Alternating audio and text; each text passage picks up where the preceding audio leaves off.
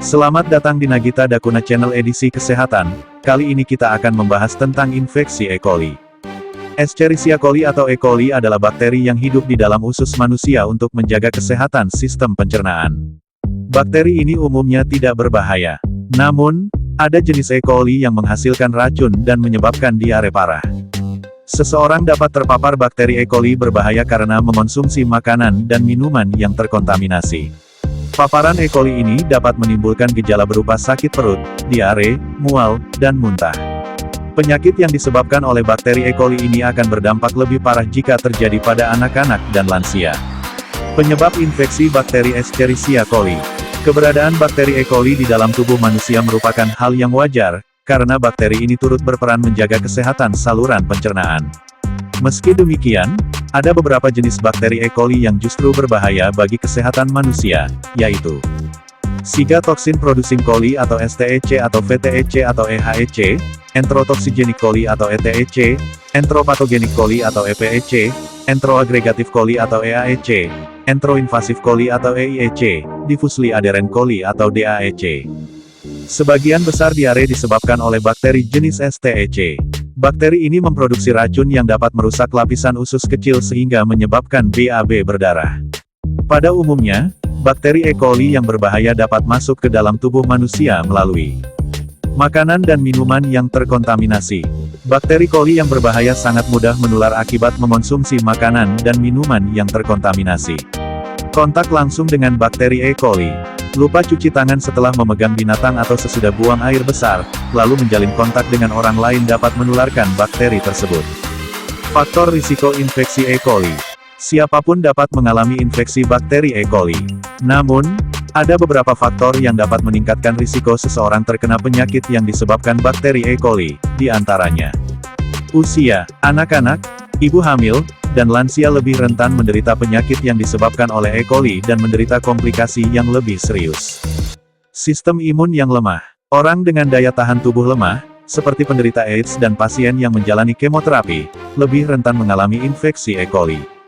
Penurunan asam dalam perut. Obat penurun asam lambung atau obat sakit mah, seperti esomeprazol, pantoprazol, lansoprazol, dan omeprazol, berpotensi meningkatkan risiko terjadinya infeksi E. coli. Gejala infeksi Escherichia coli. Gejala infeksi E. coli dapat berbeda pada setiap orang. Namun, infeksi ini seringkali ditandai dengan diare, yang umumnya muncul 3-4 hari setelah terpapar bakteri.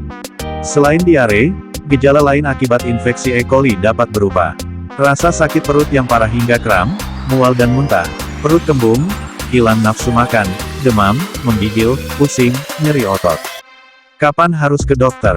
Beberapa infeksi E. coli dapat diobati di rumah dan dapat pulih dengan sendirinya dalam beberapa hari. Namun, penderita infeksi ini dianjurkan untuk segera menemui dokter apabila mengalami gejala berikut meliputi diare yang tidak membaik setelah 4 hari pada orang dewasa atau selama 2 hari pada anak-anak, muntah-muntah selama lebih dari 12 jam, muncul gejala dehidrasi, seperti menurunnya jumlah urin, sangat haus, atau pusing, tinja yang dikeluarkan bercampur dengan nanah atau darah atau disentri. Diagnosis infeksi Escherichia coli. Dokter akan menanyakan gejala dan memeriksa fisik pasien. Setelah itu, dokter akan melakukan pemeriksaan sampel feses di laboratorium. Melalui pemeriksaan tersebut, dokter dapat mengetahui apakah feses tersebut mengandung E. coli atau tidak. Pengobatan infeksi Escherichia coli. Infeksi E. coli biasanya dapat sembuh dengan sendirinya dalam beberapa hari. Namun, pada pasien yang mengalami diare parah, dokter dapat memberikan obat antibiotik. Akan tetapi, antibiotik tidak boleh diberikan pada pasien yang diduga terinfeksi bakteri E. coli tipe STEC. Hal ini karena antibiotik dapat meningkatkan produksi racun siga sehingga memperparah gejala yang dialami. Selama pemulihan, penting untuk beristirahat dan mendapatkan asupan cairan yang cukup. Selain itu, konsumsilah makanan yang berkuah untuk mengganti cairan tubuh yang hilang karena muntah-muntah dan diare. Setelah merasa lebih baik, cobalah untuk mengonsumsi makanan rendah serat, seperti biskuit, roti, atau telur. Namun, sebaiknya hindari produk susu serta makanan berlemak, karena dapat membuat gejala makin parah. Jika gejala tidak membaik setelah mengonsumsi antibiotik selama 3 hari, disarankan untuk berkonsultasi kembali dengan dokter. Hal ini dapat menandakan bahwa infeksi disebabkan oleh bakteri yang kebal terhadap antibiotik, seperti bakteri penghasil ESBL. Oleh karena itu, pemeriksaan lebih lanjut perlu dilakukan. Komplikasi akibat infeksi Escherichia coli. Sebagian kecil penderita E. coli tipe STEC dapat terkena komplikasi berupa sindrom hemolitik uremik atau HUS.